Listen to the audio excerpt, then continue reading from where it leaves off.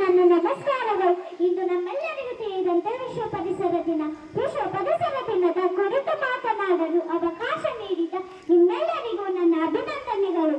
ಸ್ನೇಹಿತರೆ, ಪರಿಸರ ಮತ್ತು ಮಾನವ ಚಟುವಟಿಕೆಗಳು ಅದರಿಂದಾಗುವ ಹಾನಿಯ ಬಗ್ಗೆ ಜಾಗೃತಿ ಮೂಡಿಸಲು ಜೂನ್ 5ರಂದು ವಿಶ್ವ ಪರಿಸರ ದಿನ ಆಚರಿಸಲಾಗುತ್ತದೆ. ಸರಳವಾಗಿ ಹೇಳುವುದಾದರೆ, ನಾವು ಮಾಡುವ ಪರಿಸರ ಹಾನಿಗಳಿಗೆ ನಾವೇ ಹೆಚ್ಚು ಜವಾಬ್ದಾರಿಯಾಗಬೇಕಾಗಿರುವ ಎಚ್ಚರಿಕೆಯನ್ನು ನೀಡುವ ದಿನ ಇದಾಗಿದೆ. ಪರಿಸರವನ್ನು ಕಾಪಾಡಲು ಜನರು ಮತ್ತು ಸರ್ಕಾರಗಳು ಒಟ್ಟಾಗಿ ಪ್ರಯತ್ನಿಸಿದಾಗ ಮಾತ್ರ ವಿಷಯಗಳು ಬದಲಾಗಲು ಪ್ರಾರಂಭವಾಗುತ್ತವೆ.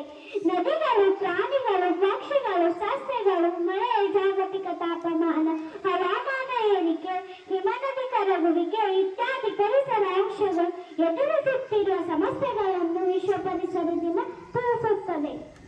ನಾವು ಎಲ್ಲೇ ಇದ್ದರೂ ಪರಿಸರ ದಿನದಂದು ವಿಭಿನ್ನ ಕಾರ್ಯಕ್ರಮದಲ್ಲಿ ಭಾಗವಹಿಸುವುದು ನಮ್ಮೆಲ್ಲರ ಕರ್ತವ್ಯ.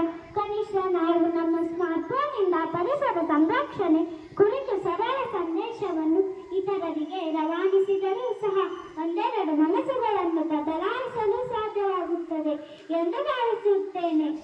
ಈ ಪರಿಸರ ಎನ್ನುವುದು ನಮ್ಮ ಜೀವನದ ಅವಿಭಾಜ್ಯ ಅಂಗವಾಗಿದೆ.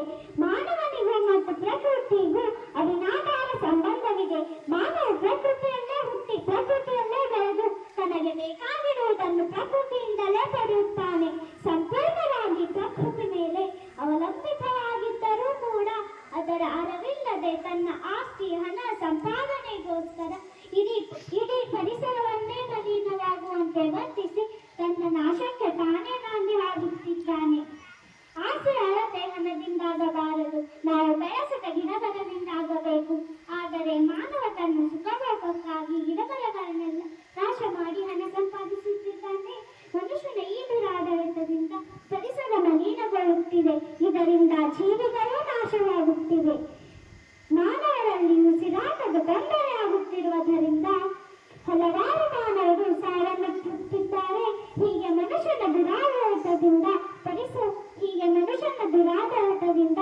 ಪ್ರಕೃತಿ ಕೋಪಗೊಂಡು ಅತಿವೃಷ್ಟಿ, ಅನಾವೃಷ್ಟಿ, ಪ್ರವಾಹ, ಇಂದಿನ ವೈರಸ್ ದಾಳಿತಹ ಅನೇಕ ಸೂಚನೆಗಳಿಂದ ನಮ್ಮನ್ನು ದೌರ್ಜನ್ಯಗಳ ವಿರುದ್ಧ ಎಚ್ಚರಿಸುತ್ತಿದೆ.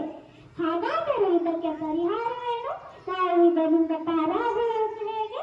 ನೋಡಿ ಸ್ನೇಹಿತರೆ, ವಿಕೋಪಗೊಂಡ ಪ್ರಕೃತಿಯಿಂದ ಜೀವಿಗಳು ಬದುಕುಳಿಯಬೇಕಾದರೆ ನಾವೆಲ್ಲ ಮಾನವರು ಒಟ್ಟಾಗಿ ಪರಿಸರ ಸಂರಕ್ಷಣೆ ನಮ್ಮೆಲ್ಲರ ಹೊಣೆ ಎಂದು ನಾವೆಲ್ಲರೂ ಪರಿಸರ ಸ್ನೇಹಿಗಳಾಗಿ ನಮ್ಮೆಲ್ಲರ ಪರಿಸರವನ್ನು ಸಂರಕ್ಷಿಸೋಣ.